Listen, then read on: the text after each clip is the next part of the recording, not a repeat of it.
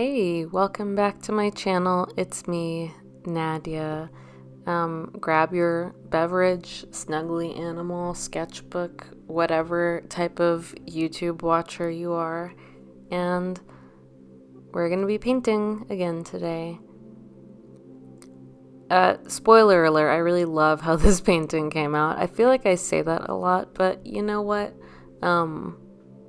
I have always had pretty low expectations for my work, and the result is that I just tend to be happy with my output, which, for a casual painter, I think is a pretty good place to be. I still grow, I still challenge myself, and I I just am pleased with the process most of the time. But I am very happy with how this one came out. I am using a lot of colors in this one. I feel like I've been using some more limited color palettes for the last few paintings I've talked about here. But this one I use a lot of colors, and it makes for a fun difference.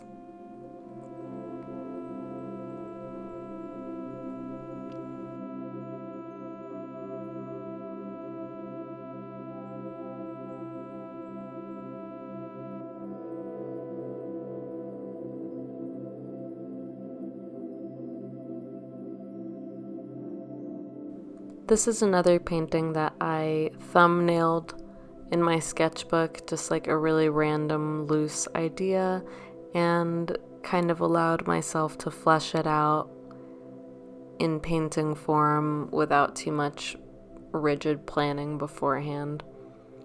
And I actually started not entirely knowing where I was going to end up. So I knew that I wanted it to feel a little bit more dreamy. But in truth, I made a couple of oopsies here and there that kind of like made me have to steer the ship in a different direction than I was necessarily expecting, and I'm still happy with how it came out in the end. So no harm, no foul. Is that the expression? I get those types of expressions like just slightly off all of the time. So I don't know. Hopefully I got it right that time.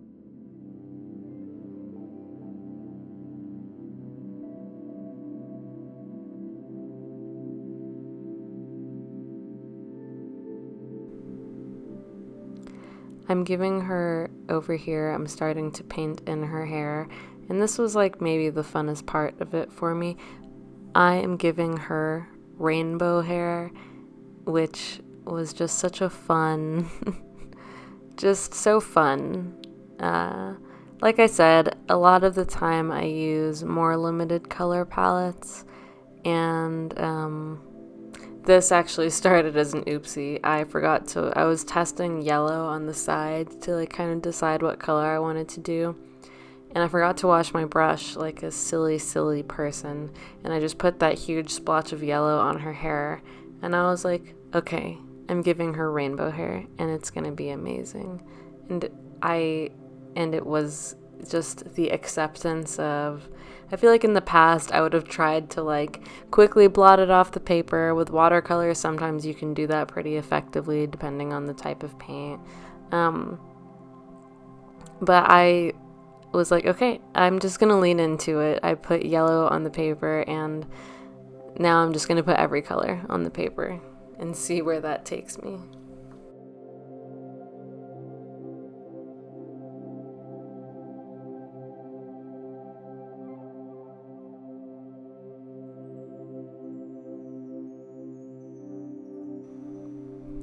I feel like I used to really struggle with starting light with watercolor and just letting the layers kind of add the shading for you and add the depth and dimension that like watercolor is really good for. Lately, I feel like I've gotten a little bit better at that. So even just looking at this process, I started really light, and you're starting to see more of the details being like punched out with the paint, which is just kind of cool. I feel like seeing like, oh, that's an area that I wanted to grow in, so I'm happy to be growing in that direction. Something that I do want to get better at when it comes to faces is more like deeper skin tones. With watercolor, I always find myself like nervous once it gets to a level that I like. I just get really nervous that I'm gonna ruin it. And I also just don't have a lot of experience with like darker skin tones, even if it's like fictional skin colors, like her skin is pink and blue. But I just always find myself hesitating around the darker tones, and it's giving my like surreal portraits almost like same face syndrome in a way that I want to like grow out of a little bit more. So that's something that I'm working on. I love these clouds. I can't remember what the oopsie was here, but there was an oopsie, which led me to deciding to go with like the clouds, and I love how they came out.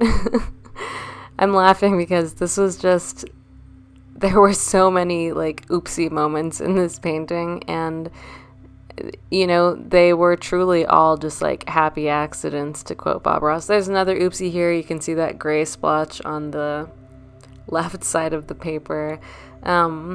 So I tried blotting it out, but I end up just like bringing the clouds lower to try and mask it a little bit more. So there were just a lot of mistakes.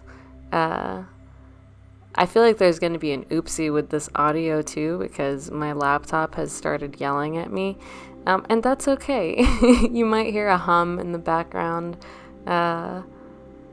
But perfection is a myth and a lie, so I embrace my oopsies.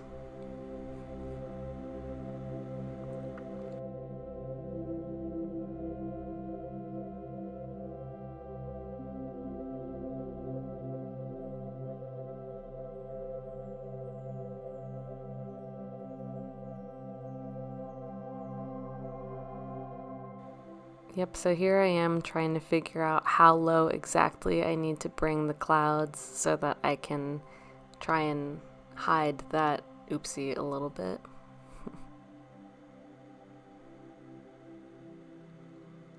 But I really like how those clouds look.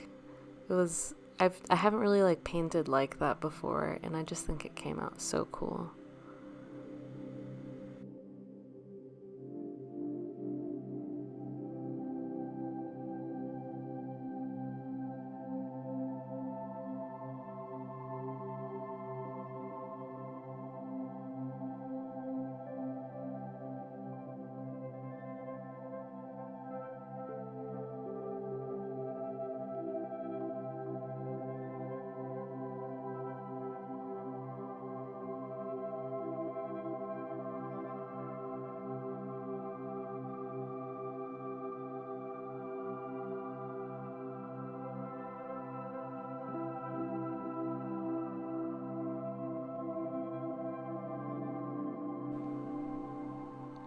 That strand of hair is like way more saturated than the rest of her hair, and that's okay, because once again, this is the painting of oopsies.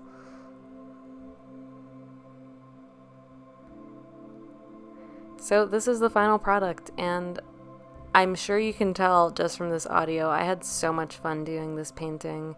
I'm super happy with how it came out. Even recording the audio was fun. This was all in all a really good experience, despite having a lot more mistakes than I usually do. So thank you so much for watching, and I'll catch you in the next one.